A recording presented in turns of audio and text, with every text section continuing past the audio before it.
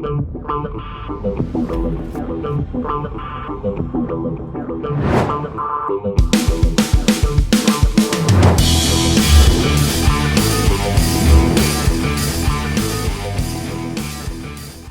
what's happening? My fearless networking friend, Todd Falcone here. Okay, so this question came up last week on in one of my groups, and it's like, how do you, or can you build a long distance team? How do you support a long distance team?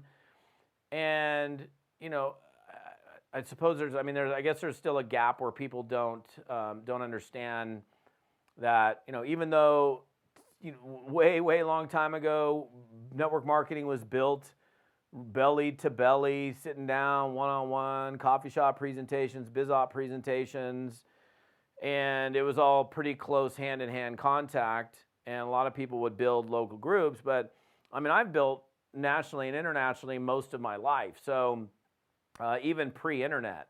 So the question came up in a group, so how do you go about supporting and growing a network marketing business long distance?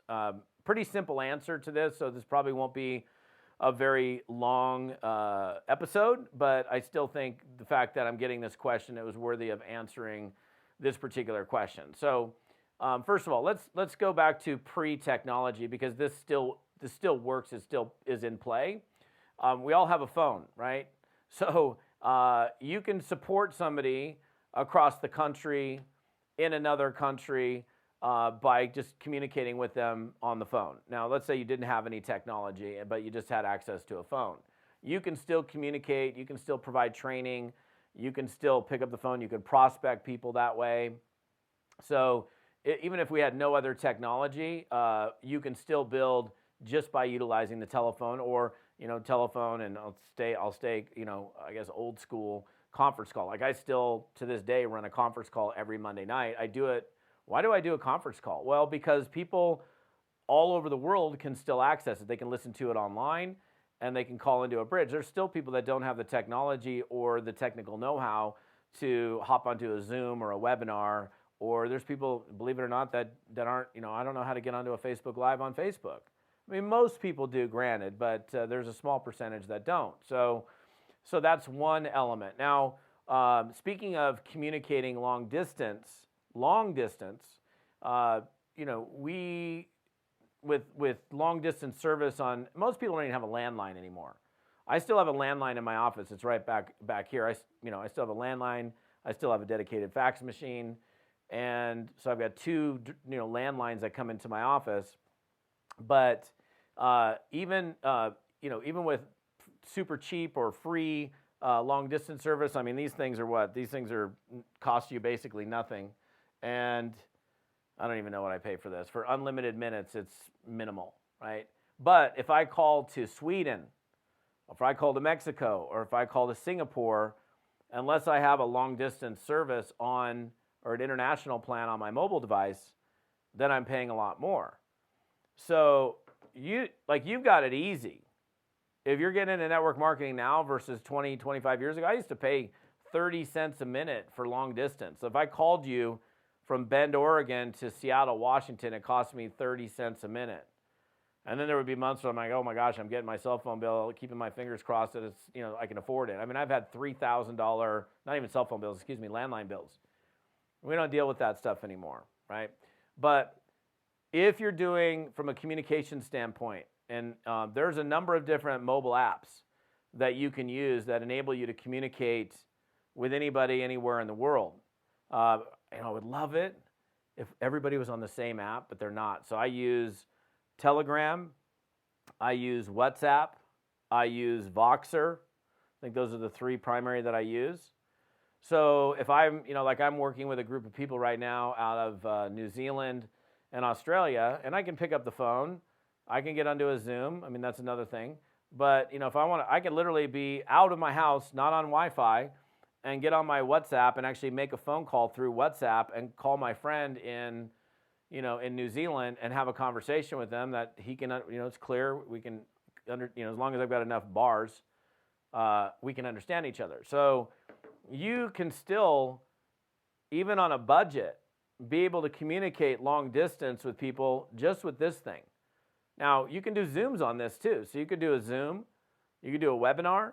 Now we've got, again, things that we have available to us that, Zoom is amazing. Like Zoom, I think now that we have gone through a pandemic, everybody knows. If you didn't know what Zoom was before, guarantee you know what Zoom is now. And so Zoom's great because, even a couple weeks ago, I was on a Zoom with a buddy of mine in Sri Lanka. In fact, he was in Sri Lanka and I was in Costa Rica. And it was like we had to have a face-to-face conversation. So you can still, we're not limited from a communication standpoint at all. Even without all this technology, you ring, hello, you can communicate with somebody. You can recruit them. You can address and answer their questions. You can provide them training. You can do all of the above, even if it was just a phone. But now we've got Zoom, WebEx, GoToWebinar, all the mobile apps for communicating, both, somebody down the street, somebody across the country, somebody in another country. Obviously with Facebook, there's the element of being able to communicate through Messenger on Facebook. That's a one-to-one mechanism. You can create Facebook groups, as you know, for your team. You can be able to provide training to interact with those people inside of a Facebook group. So, and I'm answering this question for Andrea, by the way, and everybody else, but Andrea is the one that asked the question. That, can you build a successful business long distance? And I think she asked the question because she lives in a really tiny town. I think what she said is the town is I don't know, what'd you say? It's less than 100. So it's tiny town. She's in the middle of nowhere, but she's got internet access, she's got a phone, and she's not going to do a lot of local building. So she's like, can I still build a long distance business when I don't have people that are in close proximity? Yeah, you can. You can utilize all of the things that are available on social media, Facebook, LinkedIn, Twitter, Instagram, Clubhouse, whatever else I didn't mention, TikTok, whatever else there is to create engagement, to make new connections, to invite, to present. And then from that, ongoing support element, you can utilize those tools as well, but you can also utilize some of these mobile apps. I do, like I said, a lot of communication on WhatsApp. I probably do more communication on Telegram. And if you don't know what Telegram is, it's a mobile communications platform, kind of like WhatsApp. Apparently it's encrypted and, private and all of that, but, you can voice shot, you can create groups, you can message back and forth, you can call through the platform. And the thing is about that, and I'll go back to that for a second, when you're calling through the platform like WhatsApp or Telegram, you're not using minutes on your phone. So it's not like even though you're making a long distance call, it's not going through your carrier, it's going through the app.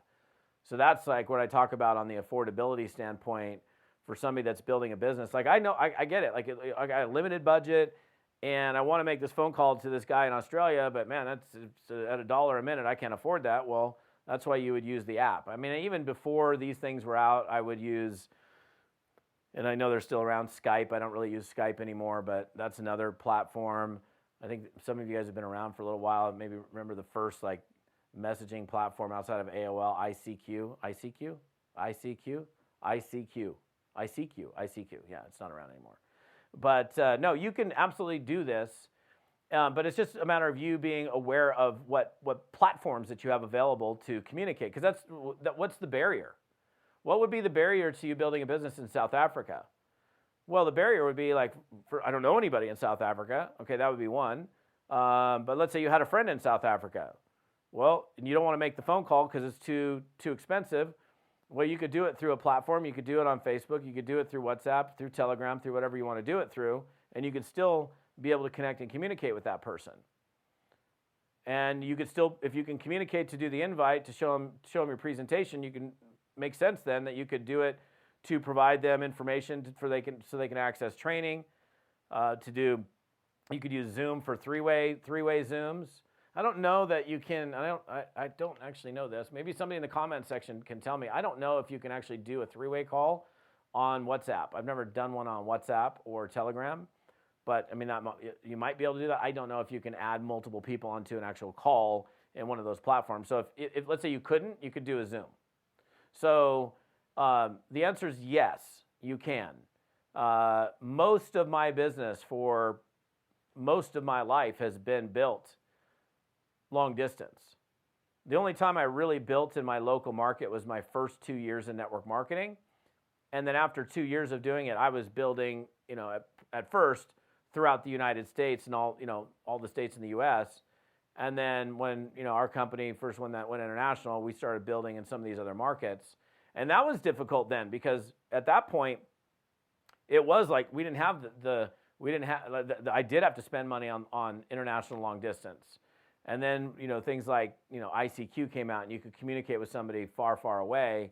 And now you got the stuff on your whatever mobile device. It just becomes easy. So the world is your oyster, literally. So you can, I don't even know, what does that mean? The world is your oyster. I have to Google that. But anyhow, yes, you can build a global business. It's just a matter of making sure you got the right tools.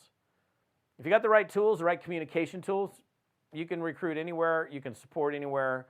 That's not a problem. So YouTubers, what's up, my friends? Podcast people, what's going on? I'd love for you to come back over to my website, see the rest of the details on this episode, and comments, questions. You got something you want me to cover in the future? Happy to do it.